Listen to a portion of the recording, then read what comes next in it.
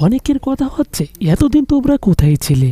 এখন কলরব এই পর্যন্ত এসেছে তাদের পরিশ্রমে, এখন আসছো মালিকানা নিতে। অবশ্যই তারা এটাকে ধরে রেখেছে, কিন্তু নিজেদের স্বার্থে। তার বাড়ি গাড়ি সম্পত্তি আছে, সেটা আমাদের কোনো সমস্যা না। সমস্যা হলো কলরবে নিজস্ব কোনো অফিস নেই, এমনকি আমি গান গাইতে চাইলে ফান্ড টাকা নেই। নিজের স্বার্থে যদি না হতো তাহলে কলরবের নিজের অফিস করার আগে তিনি নিজের বাড়ি ফ্ল্যাট করতেন না। আমরা যদি অকৃতজ্ঞ হই তাদের খেয়ে তাদের পরে, তাহলে তিনি কত বড় অকৃতজ্ঞ। আমার বাবার হাত ধরে এই পথে এসে তাদের ফ্যামিলির বিরুদ্ধে কথা বলে, বাবার কোনো স্মৃতি তার অফিসে রাখে না। ইভেন একজন ভক্ত বাবাকে একটা পাগড়ি উপহার দিয়েছিলেন, বাবার মৃত্যুর পর সেটা সংরক্ষণে ছিল অফিসে, কিন্তু কয়েক বছর পর অযত্ন অবহেলায় সেটা ধ্বংস হয়ে গেছে। এখন তো পল্টন প্লাজার পাশের মাটিতে মিশে গেছে। আরেকটা কথা, আমরা কারো অনুদান নিয়ে চলিনি, বরং এটা আমাদের অধিকার।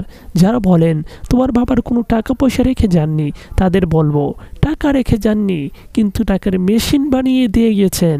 যারা বলেন এই বদরুজ্জামান চাচ্চু না থাকলে আজ কলরব খুঁজে পাওয়া যেত না, মনে রাখবেন সেই আইনউদ্দিন না থাকলে এই বদরুজ্জামান, আবু রাইহান, সাইদ আহমদ চাচ্চুদেরও জন্ম হতো না। কলরব আর আইনউদ্দিন ব্র্যান্ড বাদ দিয়ে কেউ কিছু করতে পারলে দেখাতে বলুন। তাছাড়া কলরবের বিগ অ্যামাউন্টের ওয়েলকাম টিউনের বাজেট ফান্ড না থাকলে কেউ শূন্য থেকে নিজের প্রতিষ্ঠান গড়ে তুলতে পারতেন না। কলরবের টাকার জীবনের প্রথম মোবাইল কেনা মানুষ নাকি নিজে ইনভেস্ট করেছেন, এত একা পাইলেন কোথায়, প্রশ্ন করেছেন কখনো? সুতরাং ঘুরিয়ে পেঁচিয়ে শেখ হাসিনা এবং তার অনুসারীদের মতো স্রোতের সাথে গা না বাসিয়ে নৈতিক জায়গায় এসে কথা বলুন। শেখ হাসিনাও বলতো তাকে ছাড়া দেশের উন্নয়ন হতো না, তার অনুসারীরাও তাই বলে।